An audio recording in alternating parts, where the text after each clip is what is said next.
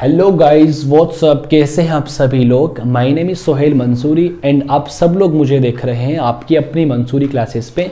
सो प्यारे विद्यार्थियों, stereo chemistry के लास्ट लेक्चर में हम लोगों ने आप लोगों को स्ट्रक्चरल आइसोमेरिज्म के बारे में कंप्लीटली बता दिया था। आज के इस लेक्चर के थ्रू आपको ये पता लगेगा कि स्टीरियो आइसोमेरिज्म होता क्या है। मैंने कहा था आप लोगों को दो प्रकार की आइसोमेरिज्म होती है, एक तो होती है संरचनात्मक और एक होती है त्रिविम समावयवता। तो आज के इस लेक्चर में हम लोग शुरू करेंगे कि त्रिविम समावयवता होती क्या है। तो आप लोग ध्यान दीजिएगा, आप लोगों को पता है त्रिविम समावयवता का मतलब क्या होता है। इधर देखना प्यारे विद्यार्थियों, जल्दी से देखना आप सब लोग, वेयर इज द मार्कर। हाँ, आप लोगों को मालूम है त्रिविम समावयवता का मतलब क्या होता है। आप लोगों ने लिखा था वहां पे, याद करो, चार्ट देखा होगा। त्रिविम समावयवता, त्रिविम समावयवता, त्रिविम समावयवता, स्टीरियो आइसोमेरिज्म। तो प्यारे विद्यार्थियों, स्टीरियो आइसोमेरिज्म की अगर मैं बात करूं तो स्टीरियो आइसोमेरिज्म बेसिकली दो प्रकार की थी। अरे याद करो, स्टीरियो आइसोमेरिज्म बेसिकली दो प्रकार की थी। एक तो थी संरूपीय समावयवता, अरे हाँ ना बोलो बेटा जी।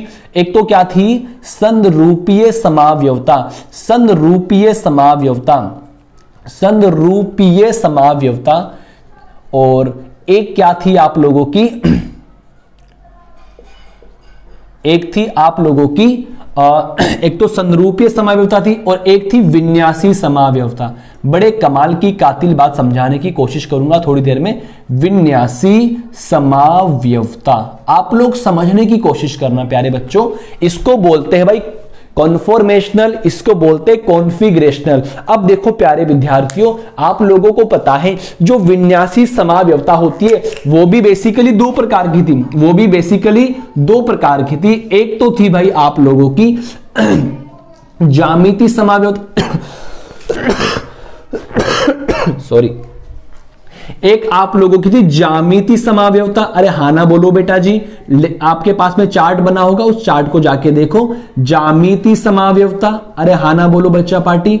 और एक आप लोगों की थी ज्यामिति के बाद में एक थी ऑप्टिकल, प्रकाशिक समावयवता, प्रकाशिक समावयवता। इसको हम कंप्लीट करने की कोशिश करते हैं, प्रकाशिक समावयवता। मेरे प्यारे बच्चों, आप लोगों को पता है आपके सिलेबस में यह भी मेंशन है और आपके सिलेबस में यह भी मेंशन है। तो सबसे पहले मैं बात करूंगा विन्यासी समावयवता की कि क्या विन्यासी समावयवता होती है। तो इसको समझने से पहले सबसे पहले हम लोगों को त्रिविम समावयवता का नॉलेज होना चाहिए कि क्या त्रिविम समावयवता होती है। तो एक बार आप लोग ध्यान से देखिएगा प्यारे विद्यार्थियों, त्रिविम समावयवता का मतलब क्या होता है। बेटा जी आप इसको समझ जाओगे तो इसमें और इसमें आपको दिक्कत नहीं आएगी। तो मैं अब शुरू करता हूं, त्रिविम समावयवता का मतलब क्या होता है। मेरे प्यारे विद्यार्थियों, त्रिविम समावयवता का मतलब क्या होता है जरा समझने की कोशिश करना आप। त्रिविम समावयवता, त्रिविम समावयवता। आप नए नए हो, बीएससी फर्स्ट ईयर में आए हो, आप लोगों को बहुत कुछ सीखना बाकी है। 12th में आप लोगों ने जैसा पढ़ा बहुत अच्छी बात है, कोई टेंशन लेने वाली बात नहीं है। बट आगे से आपको अच्छा करना है, वर्क अच्छा करना है, अपने आप को अच्छा रिप्रेजेंट करना है। बेटा जी त्रिविम समावयवता का मतलब यह होता है कि ऑर्गेनिक केमिस्ट्री के अंदर दो या दो से अधिक ऐसे मॉलिक्यूल, दो या दो से अधिक ऐसे यौगिक जिनके मॉलिक्यूलर फॉर्मूला समान हो, उनकी मॉलिक्यूलर स्ट्रक्चर भी समान हो, उनका मॉलिक्यूलर वेट भी समान हो, लेकिन किसी स्टीरियो सेंटर के चारों ओर जो 3D विन्यास होता है मॉलिक्यूल में वो अलग अलग होता है। क्या कहलाते हैं? स्टीरियो आइसोमर कहलाते हैं तथा इस परिघटना को स्टीरियो आइसोमेरिज्म कहते हैं। फिर से आप लोग समझने की कोशिश करना, कार्बनिक रसायन के अंदर दो या दो से अधिक ऐसे यौगिक जिनके आणविक सूत्र समान हो, जिनके आणविक वेट, जिन मॉलिक्यूल का जो वेट होता है वो समान हो और उनकी मॉलिक्यूल की स्ट्रक्चर भी समान हो, लेकिन उनका जो 3D अरेंजमेंट होता है किसी स्टीरियो सेंटर के चारों ओर, स्टीरियो सेंटर के चारों ओर जो 3D अरेंजमेंट होता है उसका विन्यास अलग होता है। तो ऐसे समावयवी क्या कहलाते हैं? त्रिविम समावयवी कहलाते हैं तथा इस परिघटना को हम लोग क्या बोलते हैं? त्रिविम समावयवता बोलते हैं। तो आप लोग क्या लिख सकते हो? आप लोग ऐसा लिख सकते हो कि त्रिविम समावयवता के अंदर जो समान होते हैं। समान कौन कौन होते हैं भाई? समान होता है एक तो इनका मोलिक्यूलर फॉर्मूला, हाँ ना बोलो बेटा जी। इनका आणविक सूत्र समान होता है, हाँ ना बोलो बेटा जी। और इनके साथ साथ में इनका मोलिक्यूलर वेट समान होता है, ठीक है। अब जब मोलिक्यूलर फॉर्मूला समान है तो जाहिर सी बात है मोलिक्यूल का वेट भी समान होगा। और उनकी जो मोलिक्यूलर स्ट्रक्चर होती है, मोलिक्यूल की जो स्ट्रक्चर होती है वो भी क्या होती है? समान होती है। तो फिर सर अलग क्या होता है? जरा आप लोग इधर देखना बेटा जी, अलग क्या होता है? अलग ये होता है स्टीरियो सेंटर के, त्रिविम केंद्र के, स्टीरियो सेंटर के चारों ओर, स्टीरियो सेंटर के चारों ओर, हाय हाय हाय, चारों ओर 3D विन्यास समान हो। 3D चारों ओर समूह का, चारों ओर समूह का जो 3D विन्यास होता है, 3D विन्यास होता है वो क्या होता है? अलग होता है। हाँ ना बोलो बेटा जी। मैंने क्या बोला? मोलिक्यूलर फॉर्मूला समान, मोलिक्यूलर वेट समान, मोलिक्यूल की स्ट्रक्चर भी समान। अलग क्या होता है? किसी स्टीरियो सेंटर के चारों ओर जो आपका 3D विन्यास होता है वो अलग होता है। ऐसे समावयवी त्रिविम समावयवी कहलाते हैं तथा इस परिघटना को हम लोग बोलते हैं त्रिविम समावयवता। अब इस त्रिविम समावयवता को दो तरीके से कैटेगराइज किया गया है। एक तो होता है कन्फॉर्मेशनल और एक होता है कॉन्फिगरेशनल। सबसे पहले हम लोग बात करेंगे कॉन्फिगरेशनल समावयवता की, और उसमें सबसे पहले हम लोग बात करेंगे ज्यामितीय समावयवता का कहानी क्या कॉन्सेप्ट होता है या विन्यासी का क्या कॉन्सेप्ट होता है। तो जरा आप लोग ध्यान दीजिएगा, फटाफट आप लोग इसको एक बार स्क्रीनशॉट ले लो और जो मैंने लाइन बोलने की कोशिश की है आप लोग उसको बनाने की पूरी कोशिश करना एक्चुअली, ठीक है। तो हम लोग डिस्कस करते हैं कि क्या आप लोगों की ज्यामितीय समावयवता होती है। देखो ज्यामितीय समावयवता एक तरीके से बहुत ही शानदार समावयवता होती है। चलो हम लोग डील करते हैं सबसे पहले ज्यामितीय समावयवता। ओके चलो भाई मैं इसको रफ करने की कोशिश करता हूं। ये लो, सबसे पहले हम लोग डील करते हैं ज्यामितीय समावयवता का मतलब क्या होता है। ओके चलो, तो ज्यामितीय समावयवता होती है उसको हम लोग कंप्लीट करने की कोशिश करते हैं, जो कि कॉन्फ़िगरेशन का पार्ट होता है। ज्यामितीय समावयवता इंग्लिश में बोलते हैं जियोमेट्रिकल आइसोमेरिज्म। जियोमेट्रिकल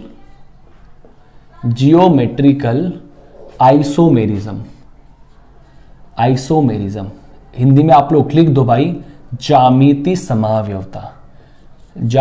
समावयवता। इसको हम कंप्लीट करने की कोशिश करते हैं आज के इस लेक्चर से।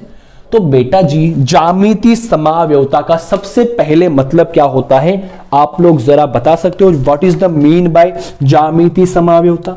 ओके बेटा जी जल्दी से कोशिश करो बताने की।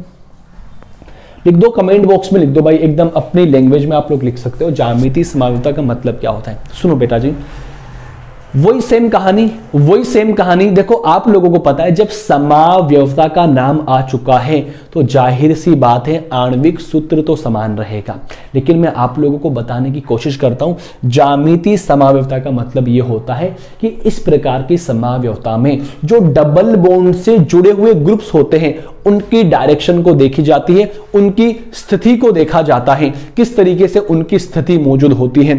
तो आप लोग ऐसे बोल सकते हो ज्यामितीय समावयवता के बारे में कि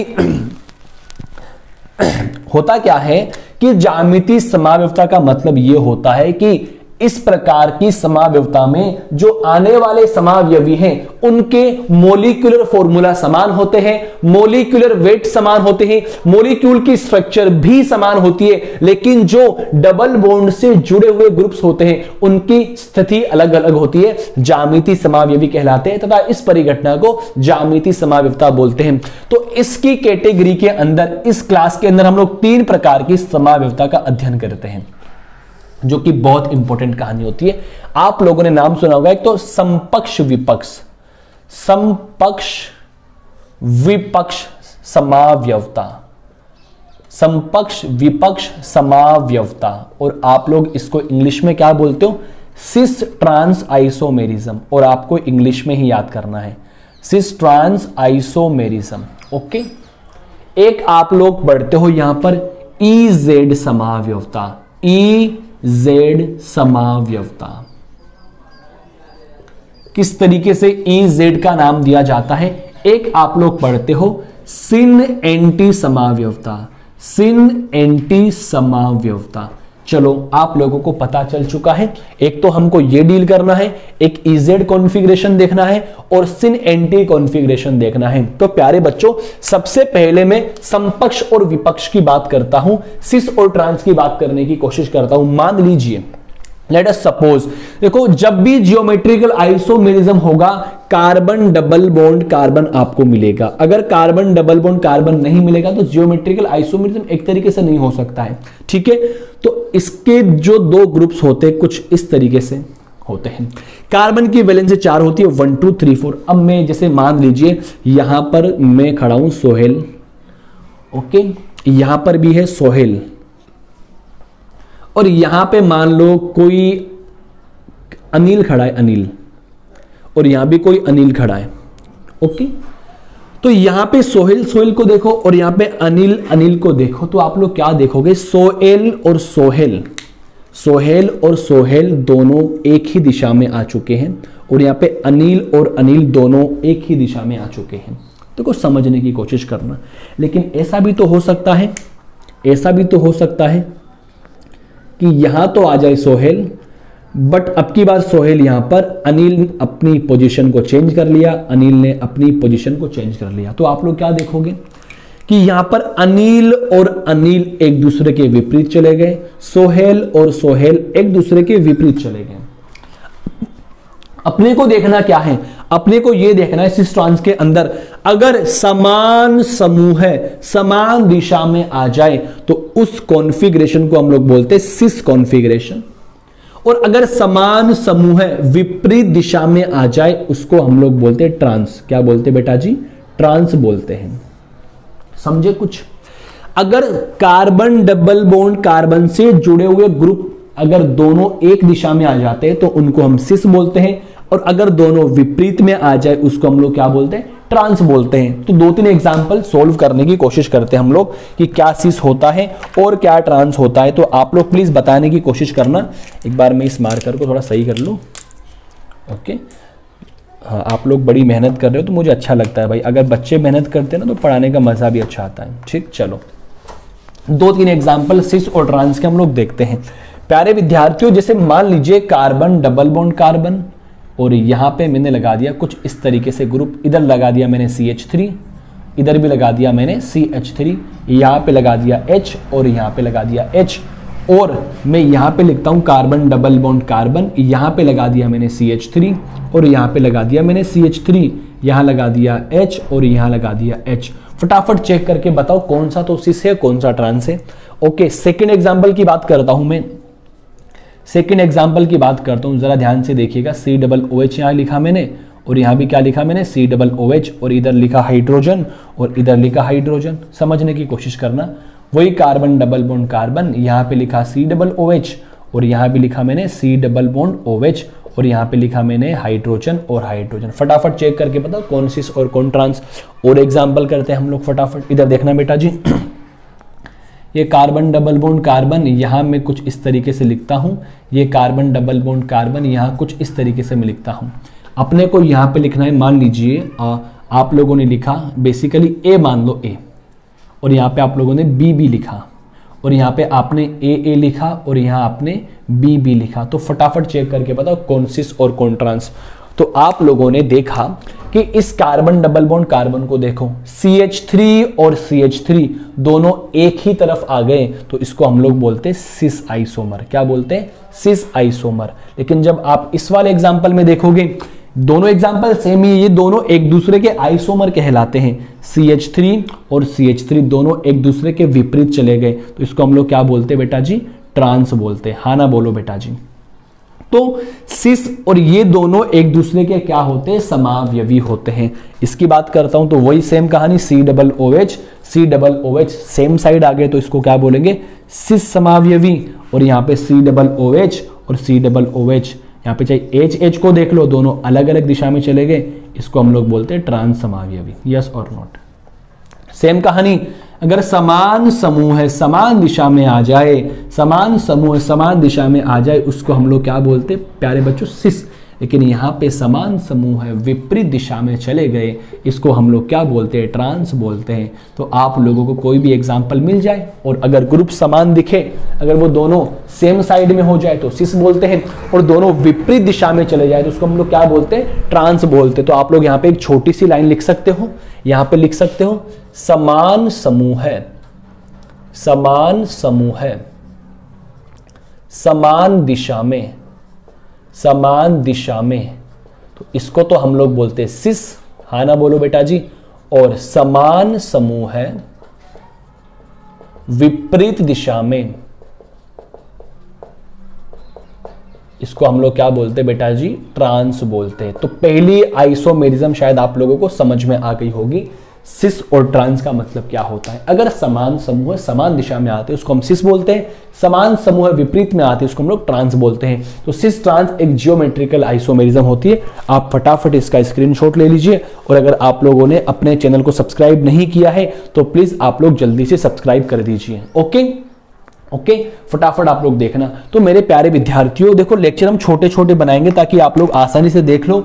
ज्यादा बड़े लेक्चर बनाते तो बच्चे देखते नहीं। तो आज आप लोगों ने क्या देखा कि सर जियोमेट्रिकल आइसोमेरिज्म क्या होता है और सिस ट्रांस आप लोग कैसे निकालते हो। तो आप सभी लोगों से गुजारिश है, प्लीज बीएससी फर्स्ट ईयर के सभी विद्यार्थियों से मैं गुजारिश करना चाहूंगा, आप सभी लोग अपने इस यूट्यूब चैनल को ज्यादा से ज्यादा शेयर करें और अपने घर में जितने भी फोन्स है सभी फोन से प्लीज सब्सक्राइब करने की कोशिश करें।